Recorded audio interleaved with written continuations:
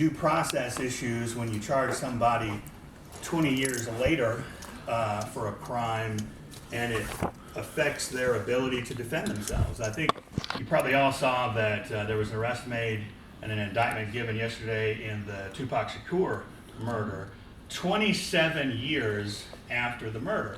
And I don't know enough about that case to know what the basis of that indictment is, but it's interesting because from a procedural standpoint, you have, if somebody is charged with a crime that took place 27 years ago, 1996, which by the way does not seem like 27 years ago, but your ability to go interview witnesses, gather evidence, what have you, is very much impacted because memories fade, evidence is lost, what have you. And I think that's something we're going to hear about in that case, particularly since I think the police knew about this defendant's involvement in that murder. And here, some of those issues could be raised in this particular case.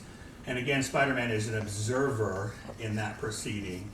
And it's just fascinating to me that Spider-Man, the hero, operating not at an intergalactic level as we see in the movies, but more as your true friendly neighborhood Spider-Man, actually encountering these challenges that many people do in the political system or the legal system or what have you. Now, it's fun to talk about fictional trials which take place in a fictional universe, but it's also fun to talk about references to Spider-Man in real, actual court cases. And so some of you may be familiar with Westlaw, which is a legal database. It is a resource which contains reported court opinions for all of the federal courts, state courts, and territorial courts in the United States. It goes back several hundred years, and it's really kind of fascinating because even in your most plain old vanilla criminal case, you get a recitation of background history about what happened in people's lives, sometimes the worst day of their lives, 50, 70, 100 years ago.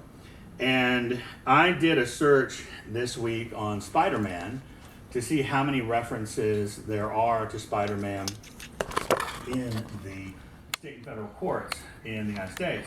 347 results, which is actually a lot fewer than I thought. If you search Superman or Batman, there's a lot more. And I will tell you, the super majority of these results is not a reference to Spider-Man the character or the mythology as you would get with Superman. It's about people who rob somebody else wearing a Spider-Man mask. Wow. And I don't understand why you would wear a mask of a incredibly recognizable pop culture figure if you were to commit a robbery, but many do. And so I'm not offering any legal advice about what type of mask to wear if you're going to commit a robbery, but there are some issues there. A lot of other things deal with merchandise. It's not talking about Spider-Man, the character, as an allegory or the mythology.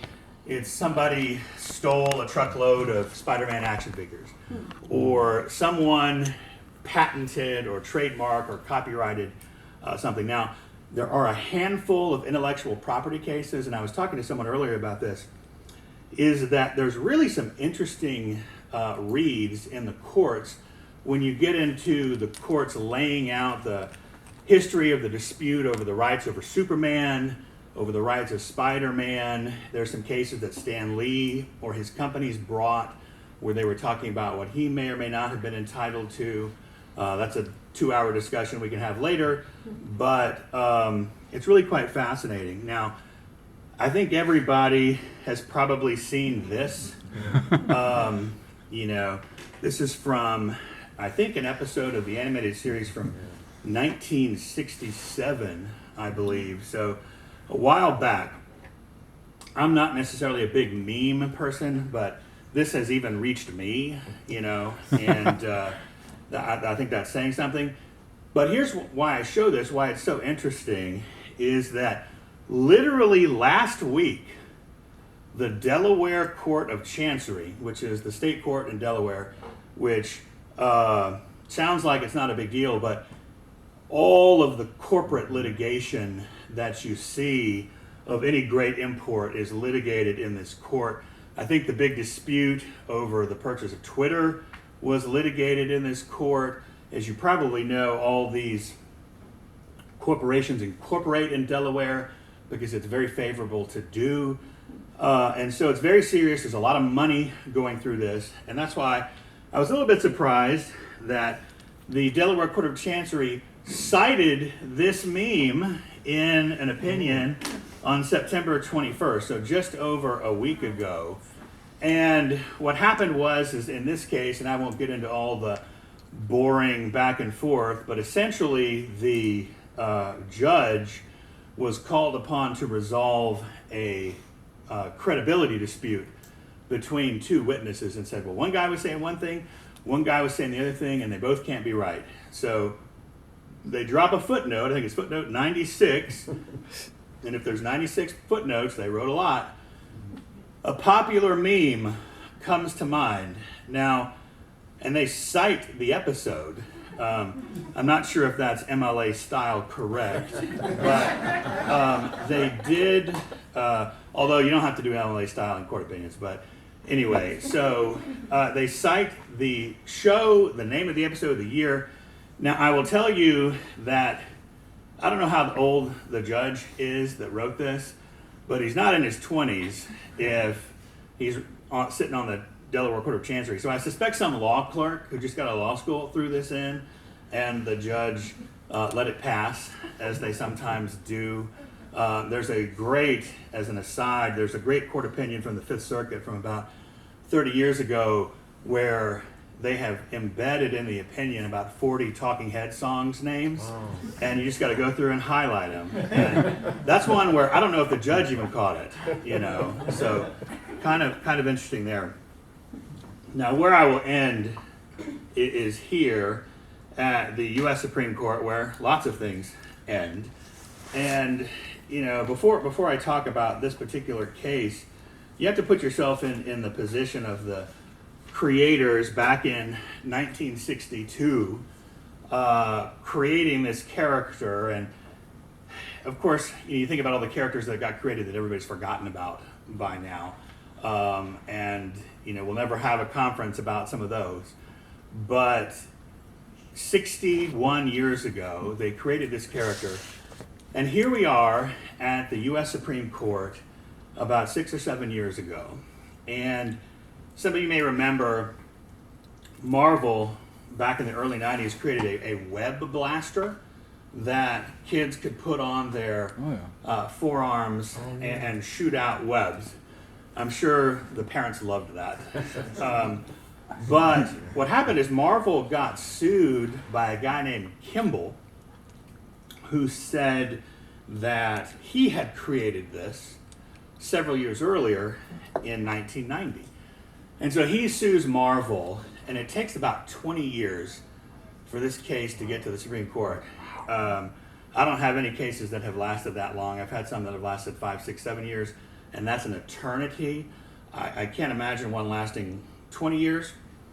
But this makes it all the way up to the Supreme Court of the United States, and Justice Kagan writes the opinion. And I will tell you that this case is the most boring case in the whole world. It's about Spider-Man web blasters, but the Supreme Court uses the case to talk about an arcane patent abuse doctrine from 50 years ago that they're using this case to overrule. So don't go read this case. I read it last night again, and it put me right to sleep. But what Justice Kagan says, and they're talking about overruling this precedent from 50 years ago, and she writes, what we can decide, we can undecide. But stare decisis, which is the doctrine which says precedent stands, teaches that we should exercise that authority sparingly. And you can see that she cites to Stan Lee and Steve Ditko, Amazing Fantasy, number 15, page 13. Okay, so they pulled out the issue. And in the parenthetical citation, they say, in this world, with great power, there must also come great responsibility. The quote we all know and associate with Spider-Man. And I think it is just absolutely wonderful and fantastic that in less than 60 years, we go from that comic book issue and quote to a United States Supreme Court opinion. So that's my presentation. Thanks for inviting me. I enjoyed preparing it.